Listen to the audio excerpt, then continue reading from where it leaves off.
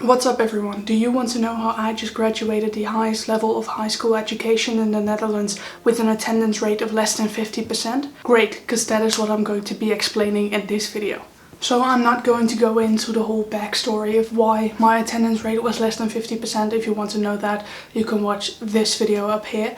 But basically all you need to know is that from the age of 3 up until now, and that's going to continue due to illness, I'm only able to go to school about 40 to 50% of the time, sometimes a little bit more. Despite of that, as I just told you, I graduated high school, and I hope that with this video I can give you some techniques and tips to help you do the same. The first element that I want to get into is mindset, and I know that might be a bit boring, but it's really important if you want to graduate high school with a low attendance rate. So just stay with me and we'll get to the better stuff later. The first thing that I think really came to my benefit when it comes to mindset is that I didn't know any better. From the age of 3 on, this is what my world has looked like, and this is what I've had to do it with. So for example, if you're born healthy but then at the age of, let's say, 14 you get sick, you have to go through a whole adaptation process of learning to live with your new life. But for me, this is just how it's always been, and therefore I've had my entire life to prepare for basically high school and university.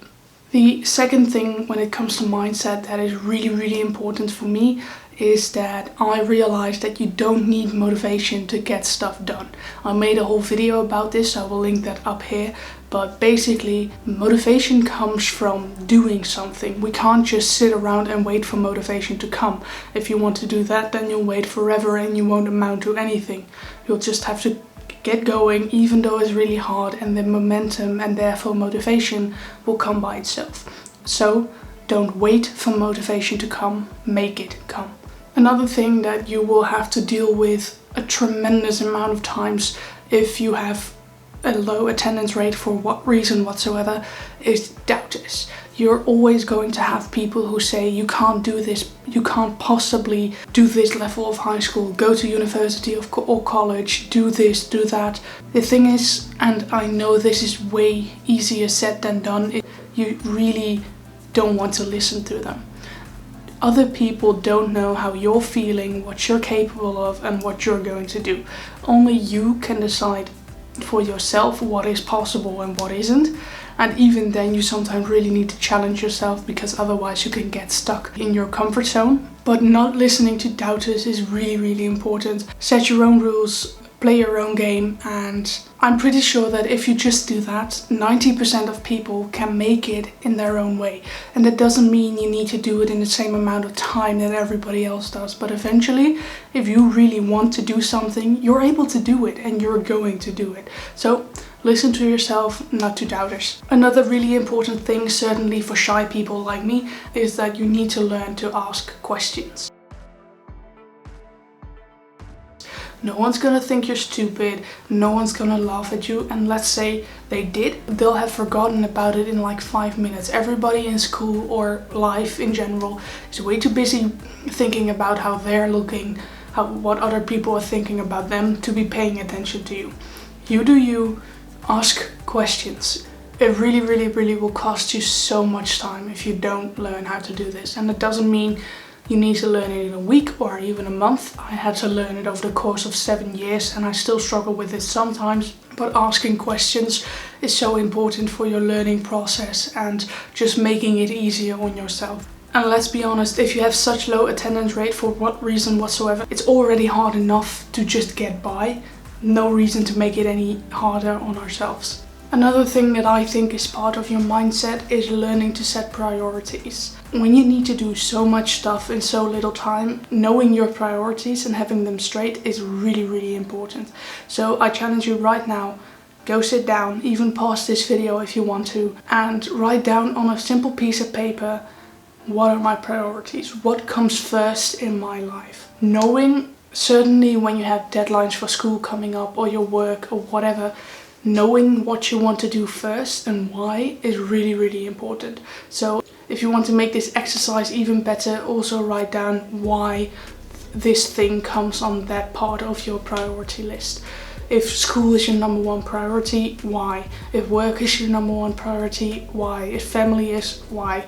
You get the point, but know your priorities and why they are your priorities. It will make a huge difference. I don't know about you, but I used to be quite the perfectionist, and over the years that is another thing that comes to mindset that I have learned to let go when it comes to certain things. Of course, perfectionism can come in handy sometimes when you need to have the perfect grade for something, but let's be honest, most of the time our perfectionism focuses on the tiny 2% of the work that could be more perfect, while the other 98% that actually influences your grade is way more important than that. So learn to let go of perfectionism. And when you have such a big workload to basically do all by yourself because you can't go to school, just doing it good enough is already great. And sure, if you have time, try to do it better. I'm all for that, but get it done first and then work on the fine details. The last thing that I put with mindset is adopting curiosity. I believe that we're all born with a huge amount of curiosity, but over the years we'll learn to just not do that, or it's not worth it, or whatever. If you need to miss such a great amount of school, you're going to need to learn how to study more effectively. And that is something that I did, and it honestly changed my school life. About 3 years ago, I started researching better ways to study, and I can't even believe how much time that simple Google and YouTube search have saved me over the last 3 years. So searching for better study techniques that work for you is definitely important if you have to miss such a big amount of school. The next section kind of ties in with what I just said, but that is find what works for you. Again, if you have to miss so much school time, it is so important to find things that work for you. Are you someone for whom it helps to watch a lot of tutorials? Are you someone who needs to ask their teachers a lot of questions when you're actually at school? Do you just need to read the textbook and then you're fine? When you're learning, do you create summaries? Do you take notes? Do you use active recall?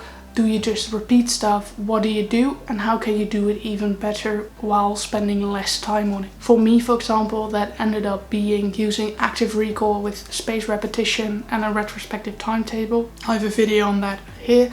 I also wrote 3 different blog posts, each covering one of the 3 topics that I just covered, so I will link those articles in the description down below. But you need to figure out what works for you, and until you learn to take your own kind of responsibility in that process and start to do things and start to actively try to make things better, it's just not gonna work. You need to be willing to put in your time, your effort, and just do the best you can.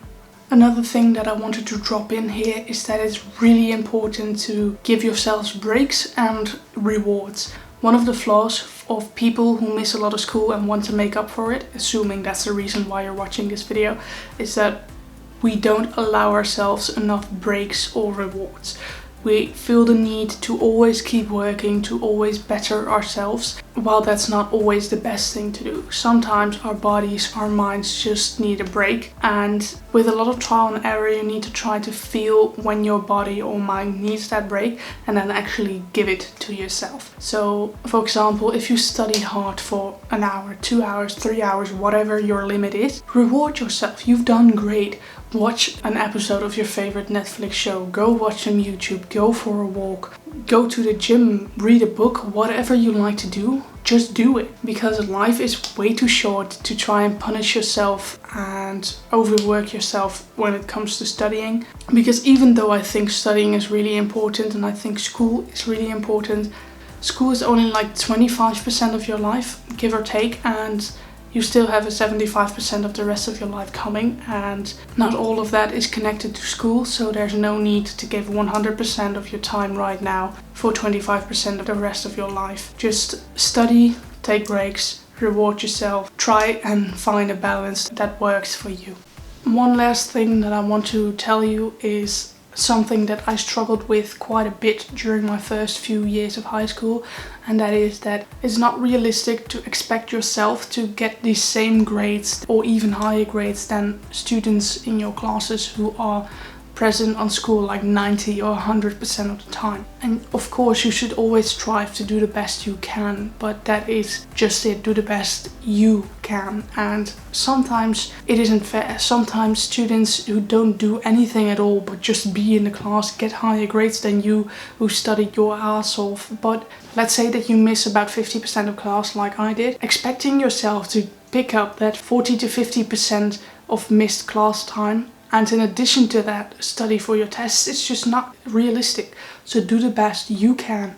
And I've learned to be really, really happy when I get a 7, when someone else gets a 9, because I know that I put in way more effort, and that's just something that I am proud of. I am proud of the amount of effort that I put in, and I just stopped comparing myself to others, and that is really, really important. And same as all the other things in this video, it's not something that comes to you naturally for most people, and it's not something you'll learn in a week. But it's a process that will take months, if not years, to kind of learn, and that's fine. No one needs to be perfect. In fact, no one is perfect, because perfect is unreachable for everyone. And just trying your best, doing the best you can do is good enough. I really, really hope that this video was of value to you. If it was, please like it. If you want to see more of my videos, please consider subscribing. And with all of that being said, I really hope you have an awesome rest of your week.